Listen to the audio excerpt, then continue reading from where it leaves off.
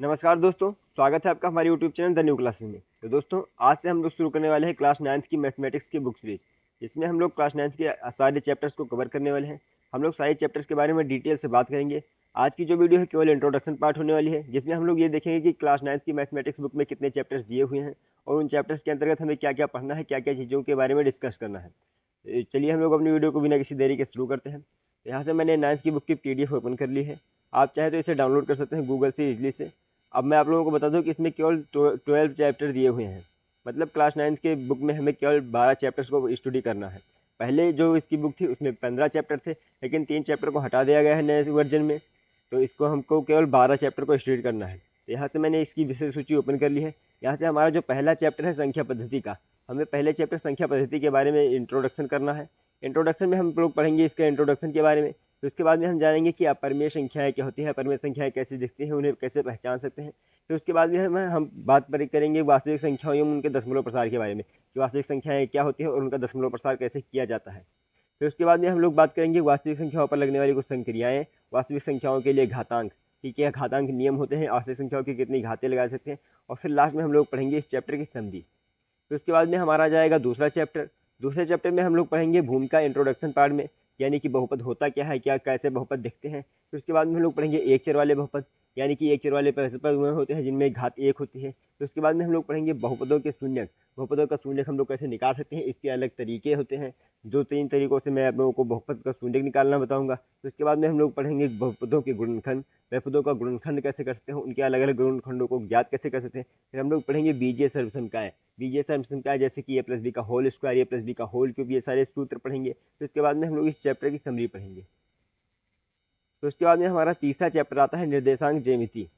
इस चैप्टर में हम लोग इंट्रोडक्शन करेंगे इस चैप्टर का। ये चैप्टर ज़्यादा बड़ा नहीं है, बहुत छोटा चैप्टर है इसका, इसलिए इसको इंट्रोडक्शन करने के बाद में इसमें डायरेक्टली कार्तीय पद्धति आ जाती है। कार्तीय पद्धति में होता है कि इसको ग्राफ पर दिखाना होता है। तो इसके बाद में डायरेक्ट चैप्टर का समरी, ये चैप्टर बहुत छोटा है। तो उसके बाद में आपका शुरू होता है दो चरों वाले रैखिक समीकरण।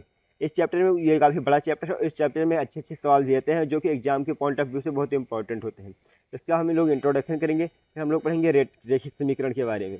फिर नीचे जाएंगे तो हमें मिलेगा रैखिक समीकरणों का हल, मतलब हम रैखिक समीकरणों को हल कैसे कर सकते हैं, उनका आंसर कैसे निकाल सकते हैं। फिर उसके बाद में हम लोग पढ़ेंगे समरी।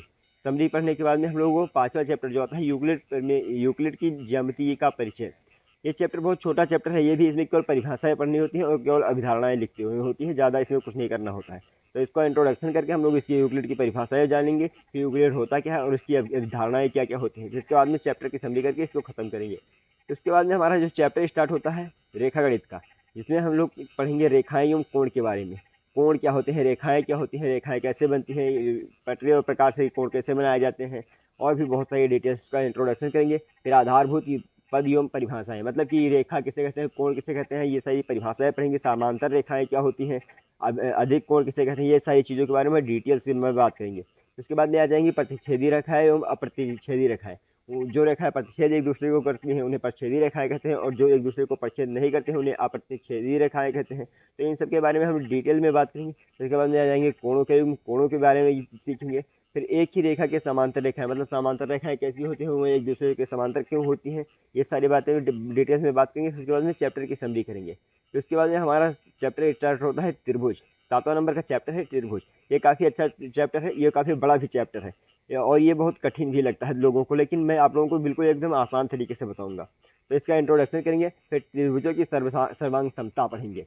सर्वांग समता लोगों को बहुत टफ लगता है, लेकिन ये बहुत ही आसान होता है। मैं आप लोगों को नॉर्मल से तरीके बताऊंगा जिससे कि आप लोग इसकी बहुत अच्छे तरीके से सॉल्व कर लेंगे। तो त्रिभुजों पर सर्वांग समता पढ़ेंगे। फिर उसके बाद में त्रिभुजों की सर्वांग समता के लिए कसौटियाँ, इसके काफ़ी सारे नियम होते हैं। ये CIS नियम होता है, RHS नियम होता है, ये AS नियम होता है, और इसकी काफ़ी सारी कसौटियाँ होती हैं जिन्हें कि हम लोग अच्छे से अध्ययन करेंगे। फिर आप लोगों को पढ़ेंगे एक त्रिभुज के लिए गुण, फिर त्रिभुजों की सर्वांग समता के लिए कुछ और कसौटियाँ। इसके बाद में चैप्टर की समरी। इसके बाद में हमारा 8वां चैप्टर स्टार्ट होता है चतुर्भुज। चतुर्भुज चैप्टर ज़्यादा बड़ा नहीं है, इसमें चतुर्भुज के बारे में डिटेल्स में बात करेंगे कि चतुर्भुज कितने प्रकार के होते हैं, कितने प्रकार के चतुर्भुज होते हैं और उनके कुछ गुण क्या होते हैं। फिर मध्ययुत बिंदु प्रमेय पढ़ेंगे। फिर उसके बाद में चैप्टर की समरी। फिर नीचे चलते हैं, हमारा 9वां चैप्टर स्टार्ट होता है वृत्त। ये काफ़ी देखने में बड़ा चैप्टर लगता है लेकिन है बहुत ईजी।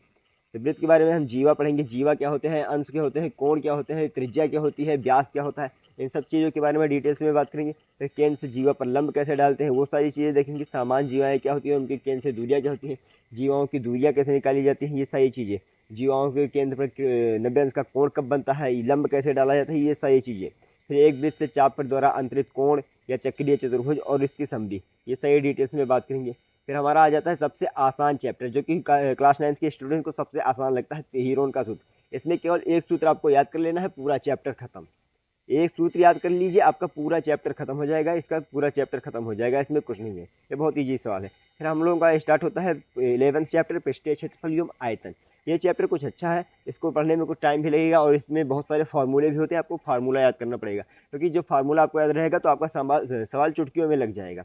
तो इसके लिए हम लोग सबसे पहले पढ़ेंगे वृत्तीय शंकु का पृष्ठीय क्षेत्रफल। हम लोग जो पहला बात करेंगे वो शंकु के बारे में करेंगे, फिर हम गोले के पृष्ठीय क्षेत्रफल के बारे में बात करेंगे, फिर हम लंब वृत्तीय शंकु का आयतन देखेंगे कि शंकु का आयतन का सूत्र क्या होता है, फिर गोले का आयतन देखेंगे। इन सारी चीज़ों के बारे में हम इनके सूत्र पढ़ेंगे और इन्हें डिटेल्स में बात करेंगे। फिर इसके बाद में चैप्टर की समरी और फिर ये चैप्टर एंड हो जाएगा।